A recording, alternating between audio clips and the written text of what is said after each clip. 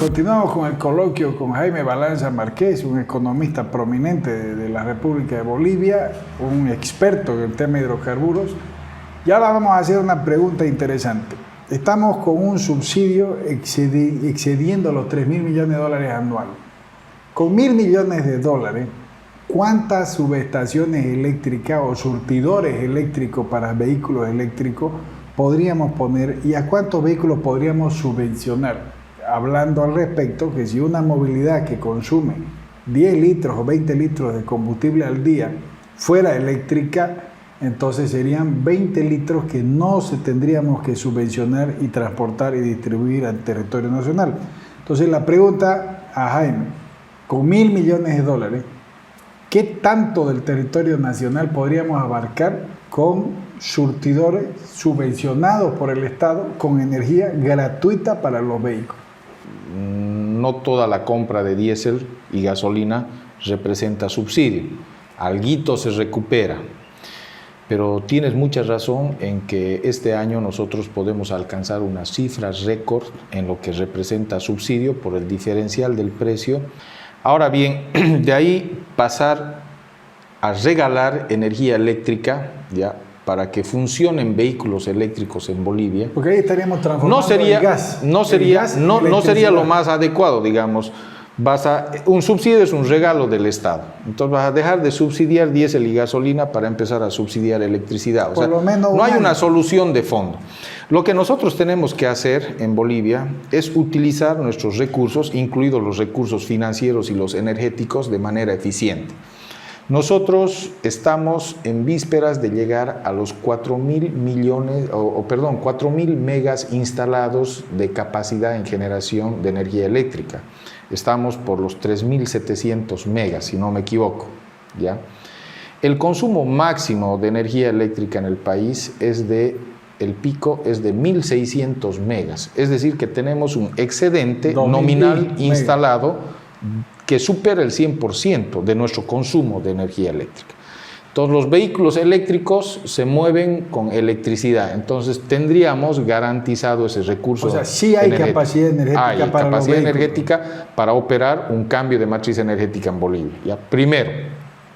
¿No crees que subvencionarle un par de años al comprador de un auto eléctrico sería un incentivo para el cambio de vehículo de matriz? Pero acá hay una cuestión mucho más importante. Segundo, nosotros somos el país que tiene el 25% de las reservas de litio en el mundo. Tenemos un formidable excedente eléctrico. ¿Qué estamos esperando para promover decididamente la electromovilidad? Y a eso es lo que apunta tu pregunta. Entonces nosotros tenemos que promover la electromovilidad. Sin embargo, en el país ya se han instalado electrolineras. Pero vamos a hacer una evaluación. ¿Cuántos vehículos han ido a reabastecerse a esas electrolineras? ¿Qué es lo que pasa? Que nosotros no vas a promover el cambio de matriz energética, no vas a promover la electromovilidad como uno de los principales desafíos del país, ¿no es cierto? Si no aplicas políticas integrales, ¿no? Entonces, es una innovación tecnológica para Bolivia, porque Bolivia es uno de los países del mundo que tiene menor cantidad de vehículos eléctricos circulando. Y nosotros no solamente tenemos el excedente eléctrico, no solamente tenemos el potencial en litio, sino también tenemos una industria. En Bolivia, salvo las experiencias de Cobo Auto y no sé qué, ni siquiera hemos ensamblado vehículos fósiles exitosamente, pero ahora sí. Como auto de la década del 80. Sí, pero ahora sí estamos fabricando vehículos eléctricos ya con un buen porcentaje de fabricación, ¿no es cierto?, reduciendo las partes importadas y el factor que corresponde al tema de ensamblaje, ¿no es cierto?, acá en Bolivia. Y tengo entendido que también ya hemos ingresado en lo que es el tema de la fabricación de las baterías de litio, ¿no? O hay un proyecto en curso en el sector privado. Sí, entonces, estaba pensando que hay mucha tecnología. Todas esas cosas, ¿no es cierto? Todas esas cosas nosotros las tenemos que conjugar en una política pública sectorial que promueva el uso de la electromovilidad en Bolivia. Nosotros en Bolivia, para empezar, tenemos que desplazar el uso del diésel urbano. Estamos envenenando a la gente, particularmente acá en la ciudad de Santa Cruz, con tanto microdieselero. El diésel no es un combustible, coaster y civiliano. El diésel no es un combustible de uso urbano. El diésel lo tenemos que utilizar en el desmonte, ¿no es cierto? Se desmonta con equipo pesado. La soya no se siembra con yunta y arado, ¿no es cierto? Se siembra con cosechadora, diésel. No se cosecha a mano, se cosecha con cosechadora, diésel, ¿no ve? Y una vez que la copias en los hilos, quieres sacarlas, ¿con qué se la transporta? Con diésel. Entonces, nosotros tenemos que orientar el consumo de diésel, ¿no es cierto?, al sector agrícola, al sector agroexportador y al sector del transporte, darle la garantía de suministro a todos estos importantes y valiosos sectores para nuestro desarrollo económico y producción de bienestar para los bolivianos. Entonces tenemos que desterrar el uso. ¿Cómo incentivamos al público privado a dejar de comprar un coaster a diésel y empezar a comprar un coaster eléctrico, digamos?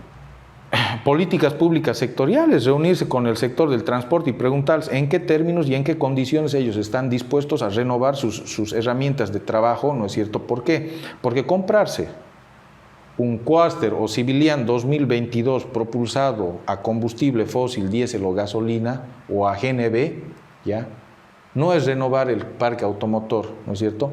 Eso hace del dueño del micro, no es el micro, usa combustible fósil, está relegado en la historia, porque vivimos la era de la electromovilidad en el planeta. Y el dueño del micro, si va a comprar uno nuevo y va a ser diésel y gasolina, está tomando la decisión que tomaría un cavernícola. Entonces la liberación impositiva para la importación. Ya están liberados, pero es insuficiente. ¿Por qué? Porque la tecnología, como recién se está desarrollando y como ahora también el precio del litio ha evaluado, lo que muchas veces nosotros decimos, el precio del litio ha evolucionado, ha trepado 800%. No. En este momento Bolivia no vende litio y no le conviene que la cotización del litio ya esté por las nubes, porque no tiene litio para vender.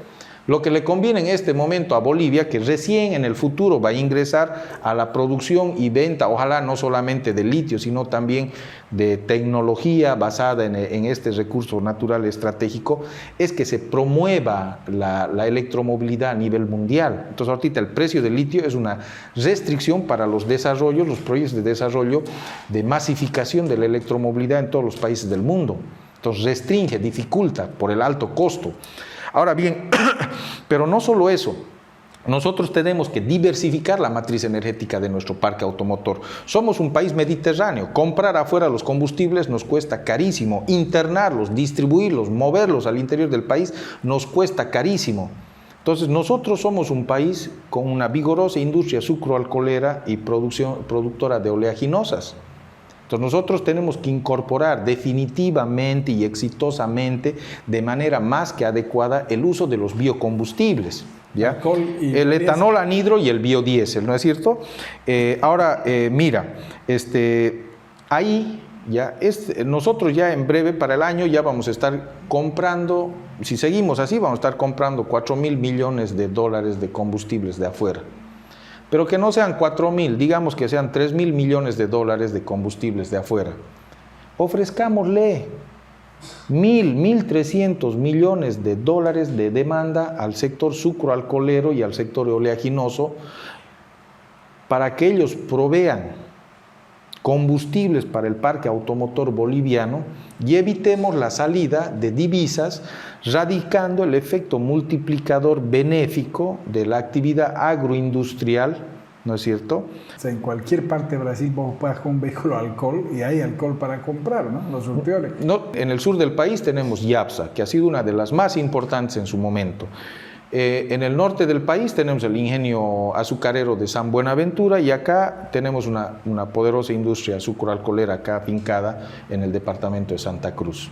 Entonces, generemos demanda, pero generemos demanda en condiciones que generen sinergia, beneficio para el Estado, beneficio para el sector público, garantía de suministro para el conjunto del aparato productivo y mantenimiento, ¿no es cierto?, del índice de precios al consumidor y en especial, ¿no es cierto?, de la canasta para las familias bolivianas y también el índice general de precios al consumidor para el productor de bienes y servicios de pequeña, mediana y gran escala en Bolivia.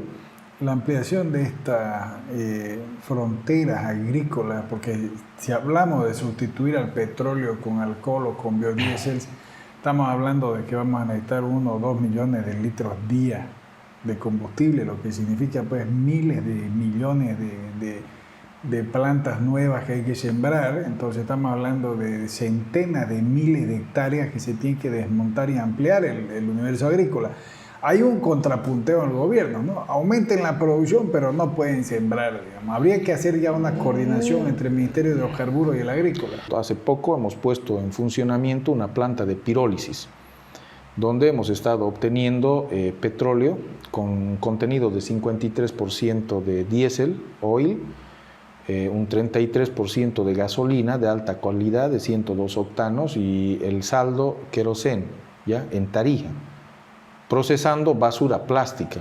Entonces nosotros lo que tenemos que hacer es optimizar los recursos que tenemos para producir nuestros propios combustibles. Ahora, muy bien, en materia agrícola, ¿no es cierto?, el tema de los biocombustibles puede ser un factor determinante para mantener, ¿no es cierto?, la cadena de precios frente a las fluctuaciones del mercado.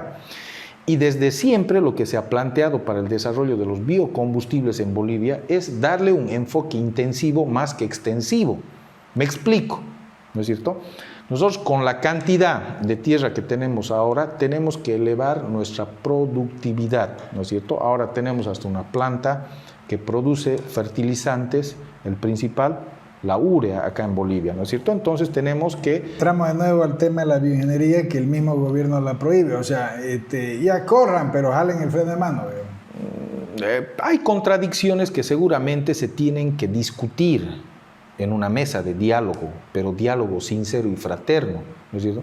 Un diálogo no es donde tú vas ya con una posición tomada de antemano, ¿no? Con tu pliego petitorio. Claro, pues así obviamente que no avanza la cosa, ¿no es cierto? Pero nosotros, hay maneras de que nosotros podemos producir nuestros propios combustibles, apelar a nuestra vocación productiva para resolver nuestros problemas energéticos, particularmente relacionados con la insuficiencia crónica que tiene el país para producir sus propios combustibles líquidos. Existe la capacidad sin de crear afectar un el fondo, medio ambiente, sin generar perjuicio absolutamente para ningún sector, sino todo esto en sinergia, generando más bien beneficio para todos. Existe la capacidad financiera para crear un fondo de fomento para el tema agrícola.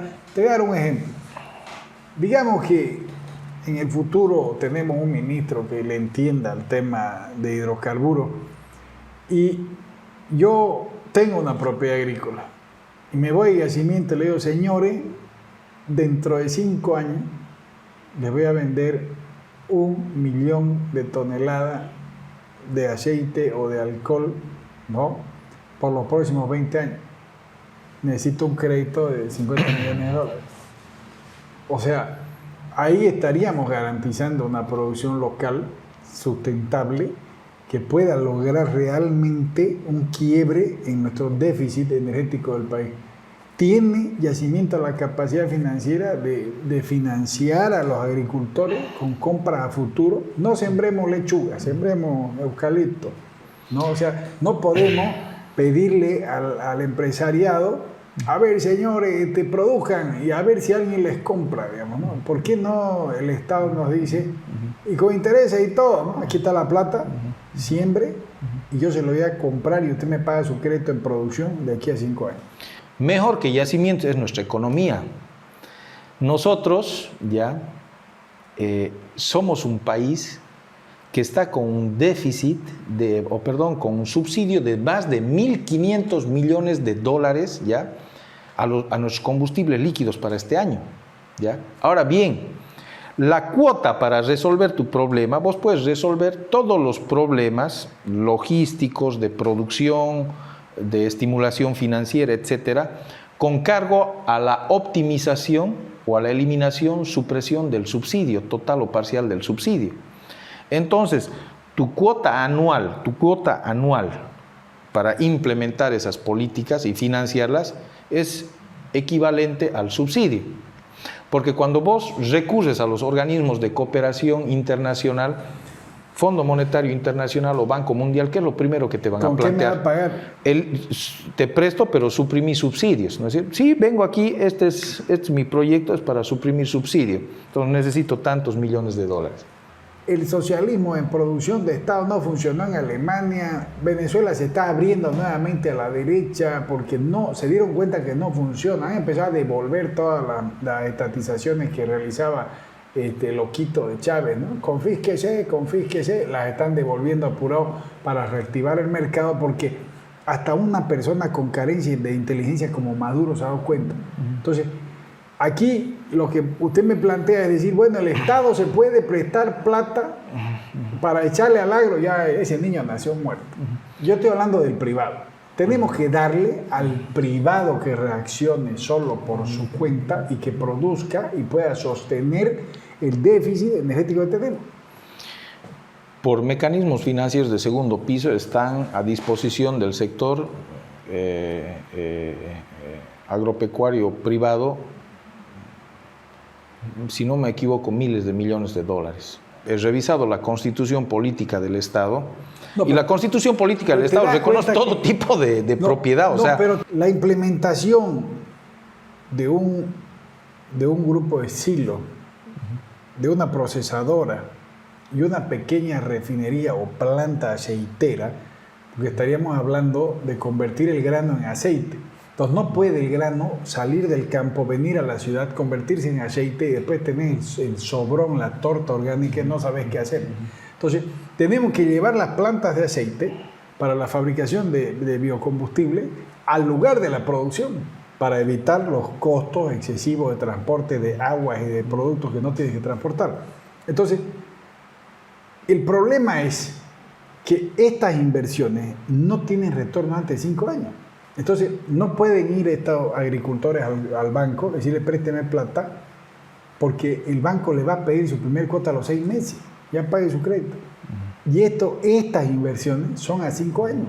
Recién dentro de 5 años, cuando ya tenés implementada la fábrica de aceite, los silos, tenés sembrado, hablemos de caña, 1.000, 2.000 hectáreas de caña, recién empezás a romper financieramente un déficit de inversiones, ¿no? Peor si entramos a hablar de otros productos oleaginosos, donde recién empiezan a producir el 8º año, porque existen, vos sabes, la jatropha curca, un montón de palmeras, la palma, no producen el primer año, ni el segundo, ni el tercero, y cuando empiezan a producir, la producción es deficitaria hasta que cumplen el 5º, 6º, 7º año.